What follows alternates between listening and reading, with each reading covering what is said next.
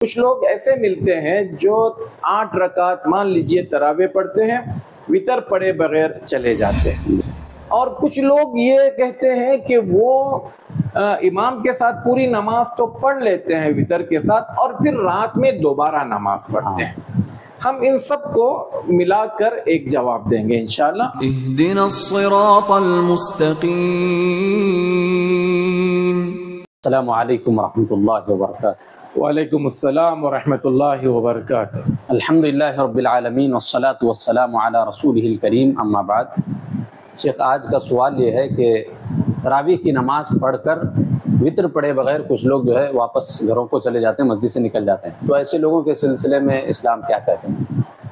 بسم اللہ الرحمن الرحیم، الحمدللہ والصلاة والسلام علی رسول اللہ، اما بعد۔ عام طور پر یہ ہم مسجدوں میں مشاہدہ کرتے ہیں کہ کچھ لوگ تراویح کی نماز جب پڑھتے ہیں تو الگ الگ انداز کے لوگ ہمیں ملتے ہیں۔ کچھ لوگ ایسے ملتے ہیں جو 8 رکعت مان لیجئے تراویح پڑھتے ہیں، وتر پڑھے بغیر چلے جاتے ہیں۔ کچھ لوگ ہمیں ایسے ملتے ہیں جو امام کے ساتھ وتر تو پڑھتے ہیں، لیکن جیسے ہی امام سلام پھیرتا ہے تو یہ اٹھ کر اپنی 1 رکعت پوری کر کر اس طاق نماز کو جفت بنا دیتے ہیں، اس وتر نماز کو جفت بنا دیتے ہیں۔ اور کچھ لوگ یہ کہتے ہیں کہ وہ امام کے ساتھ پوری نماز تو پڑھ لیتے ہیں وتر کے ساتھ، اور پھر رات میں دوبارہ نماز پڑھتے ہیں۔ ہم ان سب کو ملا کر ایک جواب دیں گے انشاءاللہ۔ سب سے پہلے ہم حدیث سنتے ہیں اللہ کے رسول صلی اللہ علیہ وسلم کی۔ اللہ کے رسول صلی اللہ علیہ وسلم فرماتے ہیں، من قام مع الامام حتى ينصرف كتب له قیام لیلۃ۔ جو انسان امام کے ساتھ نماز پڑھے، قیام کرے، تراویح کی نماز پڑھے، حتی ینصرف، یہاں تک کہ امام کی نماز ختم ہو جائے، امام اپنی نماز کو مکمل کر لے، تو تمام لوگوں کے لیے کیا ہے؟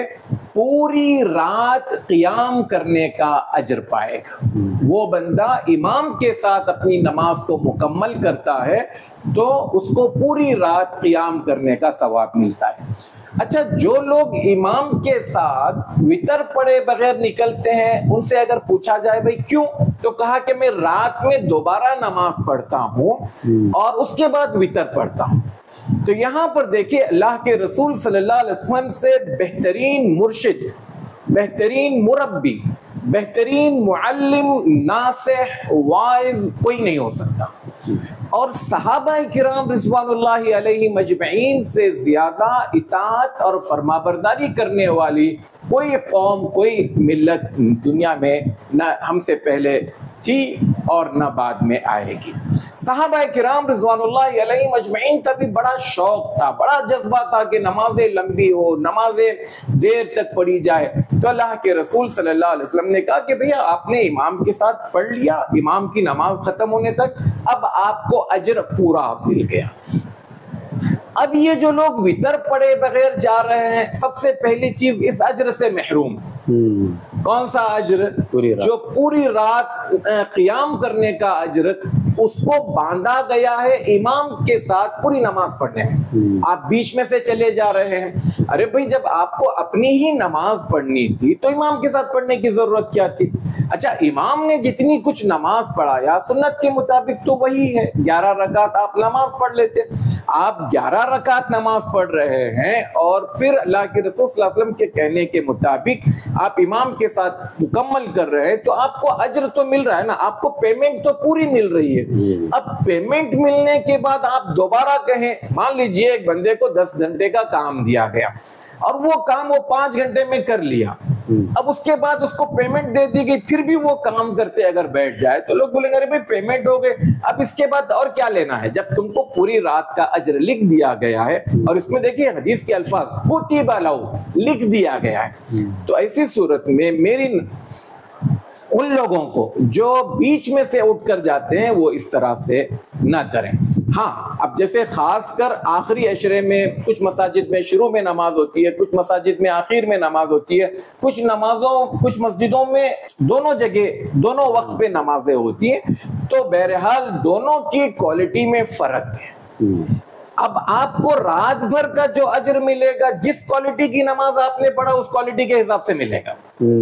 آپ نے مختصر پڑھا تو وہ مختصر کے حساب سے اجر ملے گا, اور اگر آپ نے کوئی لمبا قیام, لمبا رکوع, لمبا سجدہ کیا, مطلب جس کوالٹی کے امام نے نماز پڑھائی ہے اس کے حساب سے آپ کا اجر محفوظ ہے. آپ یا تو اپنی نماز پڑھ لیجئے یا تو پھر امام کے ساتھ پڑھ لیجئے. اچھا, جو لوگ امام کی 3 رکعت کے بعد ایک رکعت وتر پڑھ کر اس کو جفت بناتے ہیں, یہ حدیث سے ٹکراتا ہے. اللہ کے رسول صلی اللہ علیہ وسلم فرماتے ہیں صلاۃ اللیل مثنا مثنا, رات کی نماز 2 رکعت ہے. اب اس بندے نے 4 رکعت نماز پڑھی جو کہ غلط ہے, اور پھر امام کی نماز کے علاوہ آپ نماز پڑھ کر بعد میں جو پڑھو گے وہ تعداد میں سنت کے خلاف جائے گی. تو لہٰذا اچھا, کچھ لوگ وتر پڑھ کر بعد میں پھر نماز پڑھتے ہیں. دیکھیے اللہ کے رسول صلی اللہ علیہ وسلم کے پاس حضرت ابو بکر رضی اللہ تعالیٰ عنہ اور حضرت عمر رضی اللہ تعالیٰ عنہ کی بات موجود ہے کہ آپ نے دونوں سے پوچھا تم کب نماز وتر کب پڑھتے ہو؟ ابو بکر نے کہا کہ میں اول وقت میں پڑھتا ہوں. حضرت عمر سے پوچھا گیا, انہوں نے کہا کہ میں آخر وقت میں پڑھتا ہوں. تو اب اللہ کے رسول صلی اللہ علیہ وسلم نے کہا کہ تم احتیاط میں برابر ہو, احتیاطاً تم جو کر رہے ہو ٹھیک ہو. حضرت عمر سے کہا کہ تم فطرت پر ہو, یعنی تم جو زیادہ صحیح ہے اس کو لے کر چل رہے ہیں, کیونکہ حضرت عمر ہمت والے, زیادہ اپنے آپ کو ان کو کانفیڈنس تھا کہ میں رات میں اٹھ کر پڑھوں گا. تو لہٰذا جو لوگ امام کے ساتھ پڑھ کر بعد میں دوبارہ پڑھنا چاہتے ہیں ان کے لیے بہتر یہ ہے کہ آپ چونکہ رات بھر قیام کا اجر پا لیے ہیں, اب آپ جا کر دوسرا کام کرو, تلاوت کرو, ذکر اذکار کرو, توبہ اور استغفار کرو, درود پڑھو یا پھر دعائیں کرو, یہ آپ کے پاس راستہ کھلا ہے. لہٰذا اس طرح سے کرنا کسی صورت میں بھی مناسب نہیں, درست نہیں ہے. اللہ کے رسول صلی اللہ علیہ وسلم کی تعلیمات سے یہ چیز ٹکراتی ہے.